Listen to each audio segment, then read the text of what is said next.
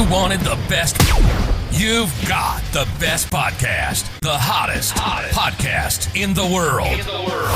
The Chris Voss Show, the preeminent podcast with guests so smart you may experience serious brain bleed. The CEOs, authors, thought leaders, visionaries, and motivators.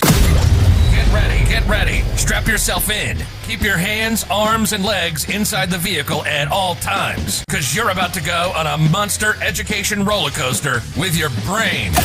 Now, here's your host, Chris Voss. Hey, look, Chris Voss here from the Chris Voss Show. Ladies and gentlemen, there are latest things that makes it official. Welcome to 60 years of the Chris Voss Show, 2,700 episodes, and we just keep making 48 new shows a month for you guys to listen to enjoy, to get smarter, to use your brains. Damn it, we don't have stuff on the show that wrecks your brain, except, I don't know, listen to my lame jokes. That might be damaging to some people's IQ. But go to goodreads.com/Chris Voss, linkedin.com/Chris Voss, facebook.com/Chris Voss, and youtube.com/Chris Voss. All the places all over the internet. Opinions expressed by guests on the podcast are solely their own and do not necessarily reflect the opinions of the host or the Chris Voss Show. Some guests of the show may be advertising on the podcast, but it is not an endorsement or review of any kind. Today we have an amazing young man on the show. We're going to be talking about his journey, and he's done quite well from a very young age in rock and rolling and kicking ass and taking names and all that good stuff. So we're going to get into his entrepreneurial journey, find out what that's about, and all that good stuff. John Magner joins us on the show with us today. He is I'm sorry, what? No, I was just saying, yes, sir. Thanks for the introduction. He is on the show, as you can tell. He is a 24-year-old entrepreneur, mainly focusing on building and scaling B2B companies, whether that's software or a service provider. He's been in the game for about 8 years. He started when he was 16. And for the last couple of years, he's been devoted to scaling business-to-business companies. His goal is to build out a portfolio of these companies, specifically software companies, to scale. He mainly focuses on growing these companies through building sales teams, streamlining those processes, as well as building marketing systems. Welcome to the show, John. How are you? Appreciate it. Thank you. I'm out here in Buenos Aires, so I've been traveling for the past 6 months now. So it's been good. Haven't been to the States in a while, so it's pretty crazy. Buenos Aires. That sounds like that sounds insufferable. Just having to deal with probably, I don't know, beautiful weather and beautiful scenery. Beautiful weather, beautiful women. It's not too bad. Oh yeah, you're suffering. I hope you come home soon, because you can't have that much enjoyment. So John, give us any .coms, any social media websites, wherever you want people to find out more about you on the interwebs. Yeah, definitely. So on Instagram and YouTube, I am it's at John P Mag. So JOHN P Mag. Mainly pushing a lot of content out on YouTube just because I like the long form. I try to stay off the short form as much as possible, just with the brain rot stuff, but kind of got to do it. Yeah, it's that short form stuff. I hate that, because I like long form. Like I say, that short form, we have so many great conversations on the Chris Voss Show, and a lot of times you can really take them out of context if you just short form. What the fuck were you talking about? Yeah, So, exactly. give us a 30,000 overview of your company and what you guys do. Give us the title of the company. I'm not sure that I quoted that when I was reading the bio. Yeah, so I have a holding company, so it's Magner Equity Partners. Obviously, Magner is my last name. So essentially what I'm doing is my whole focus is I like coming in with companies that they have a great product and maybe they're just looking to scale, whether that's through just building out better marketing systems or really just building out a sales team. There's a lot of good, software companies out there where the founder is very, very technical, but he doesn't know how to really grow it, how to get business, how to close those deals. So essentially what I do is I partner up with companies, whether that's consulting, do work upfront, work with them one-on-one. And then my main goal on the back end is to bring them into my portfolio to where I have equity and then grow them into, a business that can ultimately sell to private equity. So what's the sort of minimum if I'm out there, I'm looking for investors, a B2B company, what's sort of, how do I know that maybe you might be, or I might be a fit for you to invest in? Yeah, great question. So the biggest thing is, so I have two parts. Number one is obviously I have to believe in the product. I work with a lot of software companies to where I was saying, the guy has a really, really great product. So that's number one. Number two, the numbers obviously have to make sense. That's kind of why I rolled out the consulting company, because a lot of people come to me and they may not be ready for me to come in and take equity in their company. So I would say minimum for me to take equity in the company, you'd have to be doing low six figures in revenue a month. Oh, wow. You mean I can't be like Twitter? I can just be negative for like 20 years? Well, I mean, if there's a crazy potential and there's a, crazy founder like that, possibly, but Crazy unicornish, potentialish, dealish exactly. sort of thing. Is there a max number of amount you are looking to invest in, or is like a cap, or if I'm looking for $100 million, or yeah, well, that's the thing. Right now, a lot of the things that we're doing is we're doing sweat equity deals. okay, Well, the biggest thing for me is, and I will invest in these companies, but a big thing is off the bat, especially if I'm building a new relationship with these guys, it's like, hey, I'm going to come in with my entire team. So a big thing is for me is recruiting and human capital, coming in with, sales reps, a whole new sales infrastructure, and then building out the marketing. Once I see that, hey, this is very, very profitable and this can scale, that's when we have a conversation about, me possibly investing and go. to get a chance to get in, look around, see what things do, and maybe you can consult with them and help them get up to that level then. Exactly. Yeah. Really smart there, because, then you're helping develop your own stuff. So talk to us about this. I believe you started the company when you were 19. Tell us about your entrepreneurial journey. What got you into this business? What was the influences that got you into this business? 16, I believe, actually. Yeah. So I haven't, Magner Equity Partners hasn't been together since I was 16, but I've been doing online sales and marketing, just kind of as a contractor working with different businesses since I was 16. What got you into that? What motivated you? Because most people at 16 are, chasing girls at the prom. Doing, I don't know, racing cars or something, or I don't know. What motivated you? What were some of your influences? Was there parental entrepreneurs or anything like that? Yeah. So my dad's an entrepreneur. He's more in the manufacturing space. My biggest thing was, I just didn't want to be normal. I kind of just, it was mainly purely profit, but I think, after a while you start to learn the game, love the game once you get good at it. So that's the biggest thing. But I had bills to pay.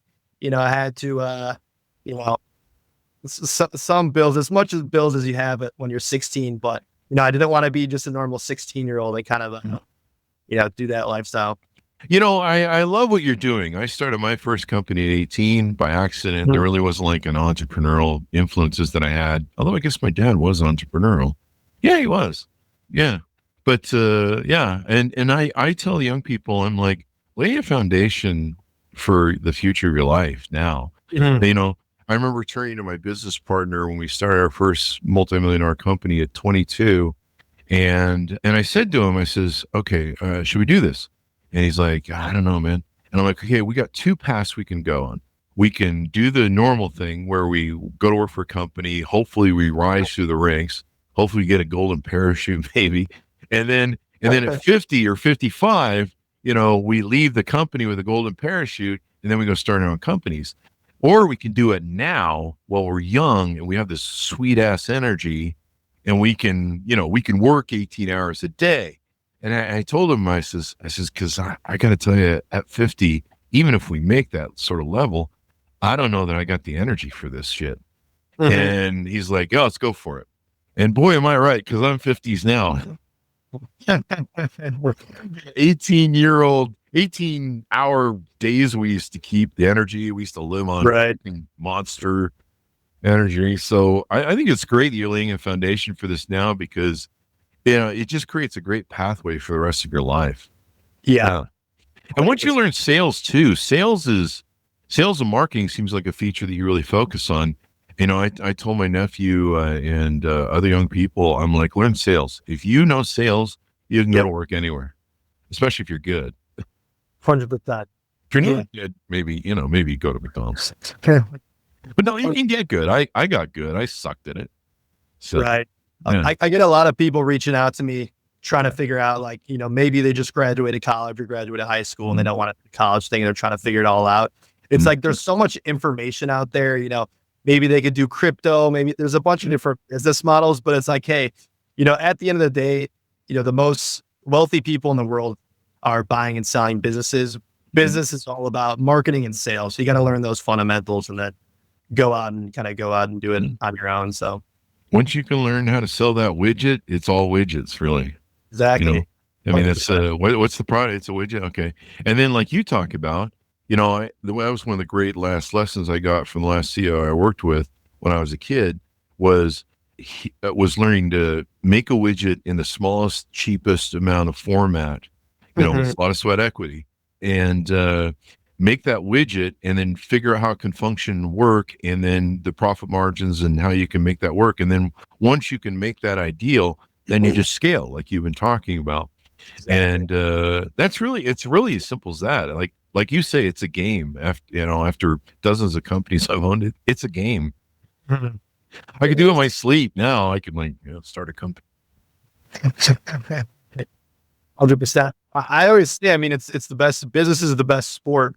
It's like boxers maybe have 2 to 3 years. Football players maybe have 10 to 15 years. But business, it's like you can do this until you kick the grave. So that's kind of how I look at it.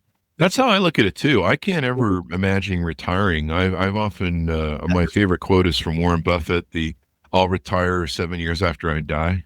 That's a good one. Yeah, that's a good. I can't imagine. I can't imagine. I mean, hey, if you want to retire and relax and cruise and go out in your garden, good for you. That's your thing.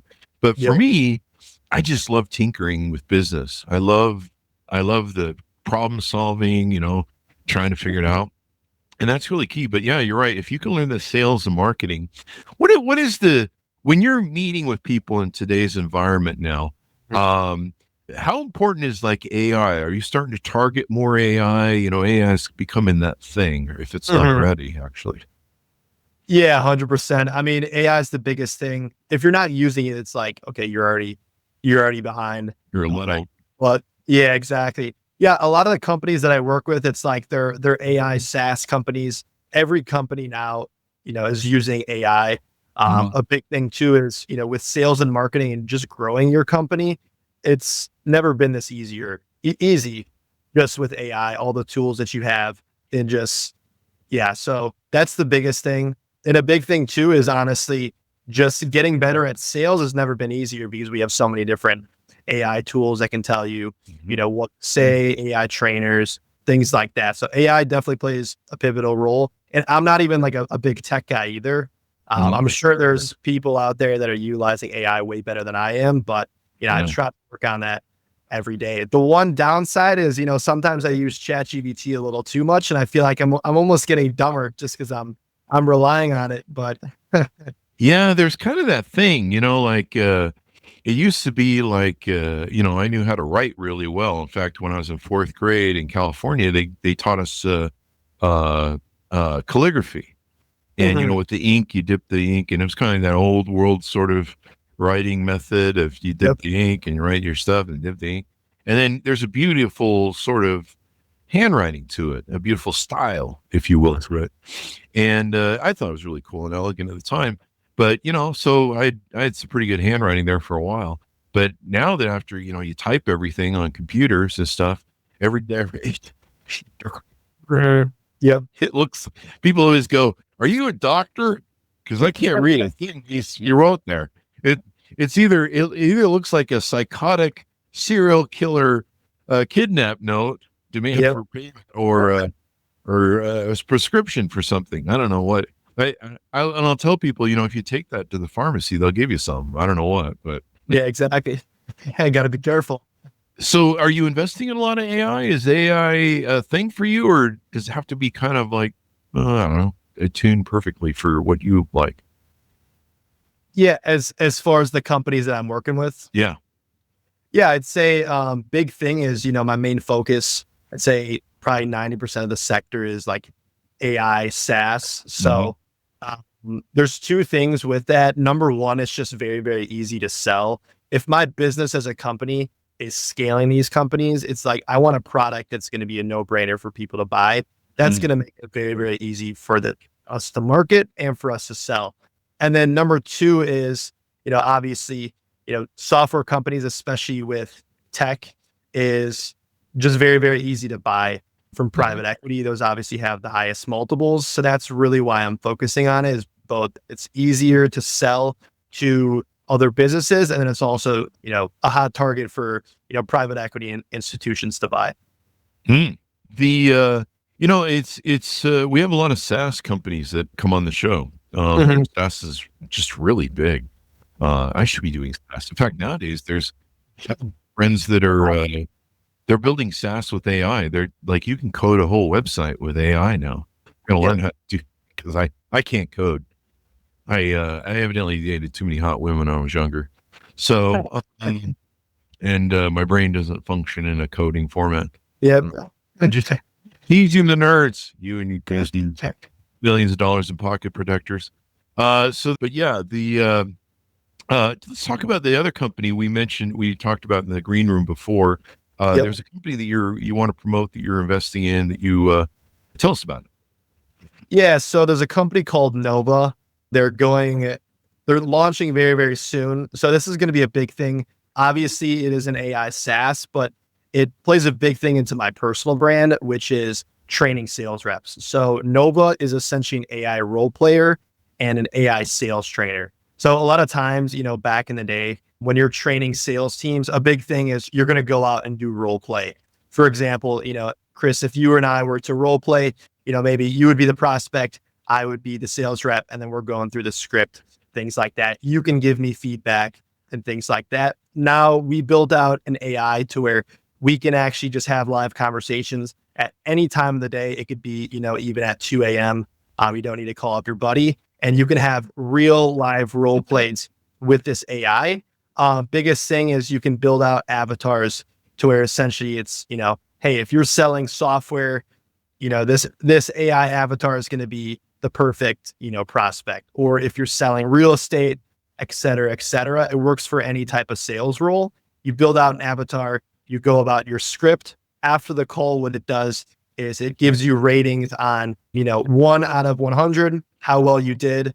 And then it also breaks down each part of the call and actually shows you, here's where you messed up on, here's where you can work on. And then it gives you a summary, gives you some notes. The second part of that is, if you're actually taking live sales calls, you can upload this into Nova to where Nova's going to say, okay, here's a live sales call. Here's where you could work on. Here's where you can improve on. So every single day, you can kind of take a look at where your calls are falling flat, and then ultimately take that to the next day and crush your sales, whether you're a sales team, lead, sales rep, or you're a business owner.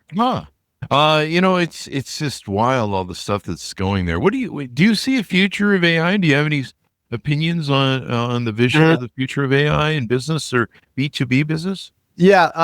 Obviously the companies that are not utilizing AI are getting left in the dust. There's a huge market right now that I've seen with just like brick and mortar businesses.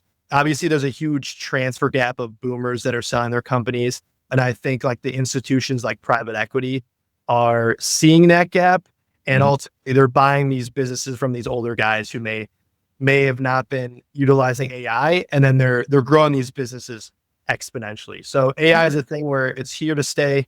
It's going nowhere. Also, I would say that, there's obviously two coins of that with technology. It's like when things are made useful, it's great, but also there's a second side of that where, it kind of takes a human to human interaction out of that, which, we've kind of seen that with social media, with there being, deep fakes and things like that, which is good. But overall, if we're growing a business and making it more profitable, I think AI is good.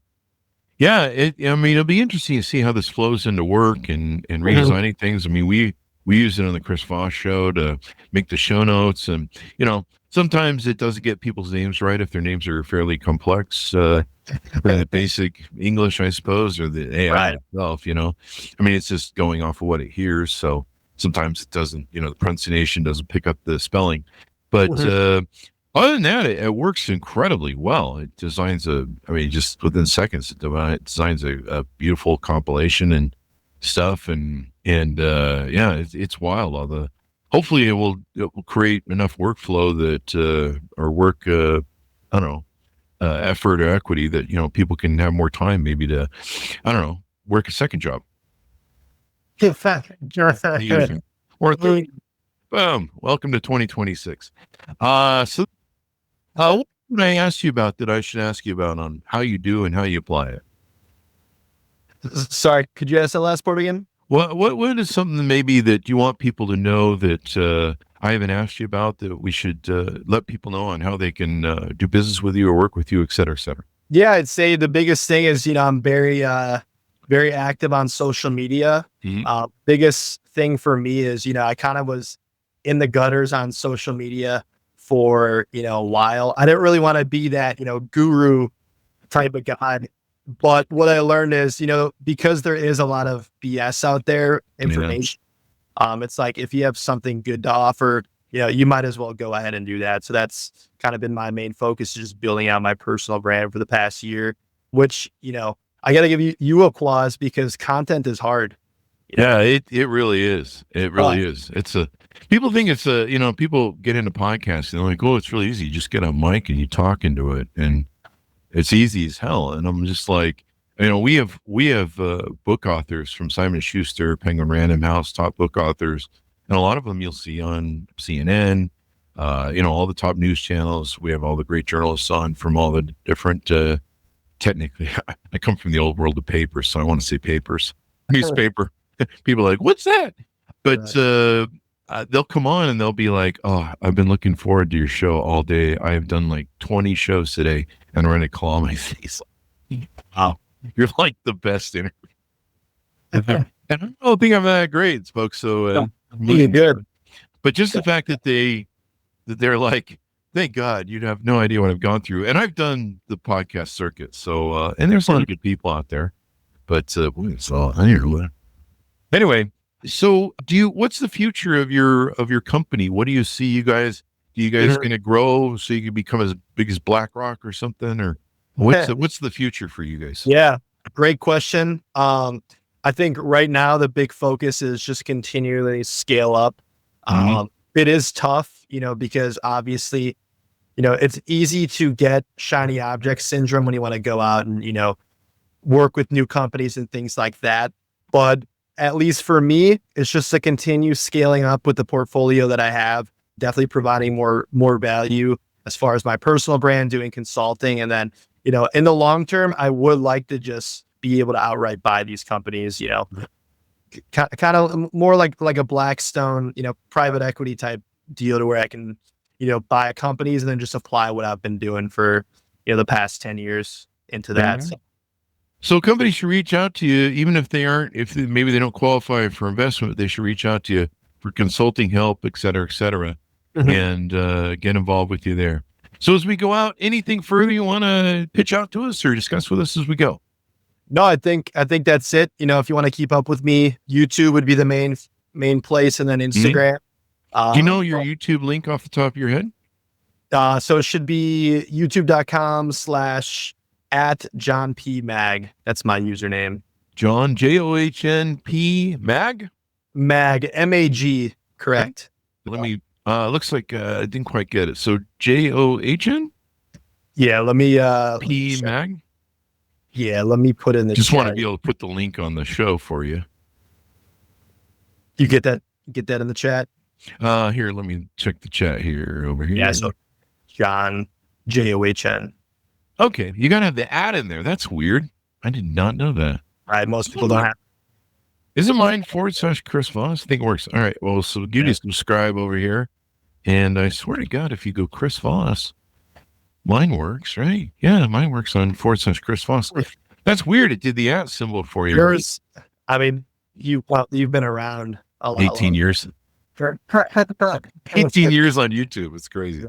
I gotta tell you, you got a lot of dedication because I was scrolling down on your YouTube and I saw videos from 16 years ago. I'm like, damn, that's how stuff. awful were they 16 years? Oh, they were good. What's funny is you were saying stuff way before. Twitter and the power of social media. And then I read one funny one where it said that you can get sued if you make a mean tweet to someone or something like that. It was funny. Yeah. Well, thank you very much for coming on the show, John. We'll watch what you're doing over there on the big old YouTube channel. All that good stuff. Looks like you're giving people a lot of great information that they can utilize on building their funnels and conversion rates and all this sort of good stuff. So freemium is the way to go. And that's how people, you earn trust and reputation and people invest in you. And you invest in them because they're investing. See how I do it? John, give us any other places you want us to check you out online as we go out. I'd say Instagram, same thing at John P. Mag, Facebook at John P. Mag, and then Twitter or X, I should call it X.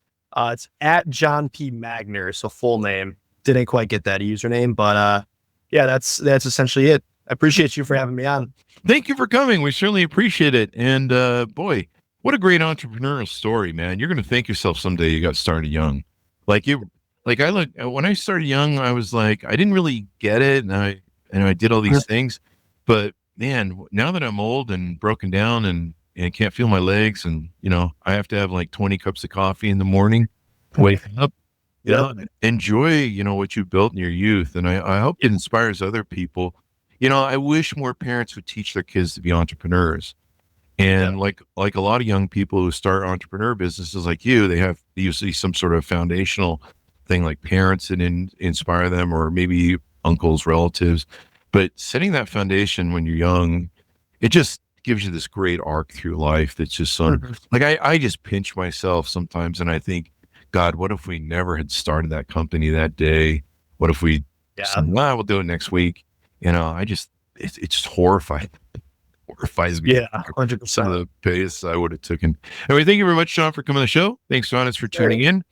Go to goodreads.com/Chris Voss, LinkedIn.com/Chris Voss, YouTube.com/Chris Voss, and Facebook.com/Chris Voss. Be good to each other. Stay safe. We'll see you next time. You'll listen to the most amazing, intelligent body that can ever to improve your brain and your life. Or doing too much of the Chris Voss Show podcast may lead to people thinking you're smarter, younger, irresistible than human regularly moderated amounts. He's the doctor for resulting brain lead.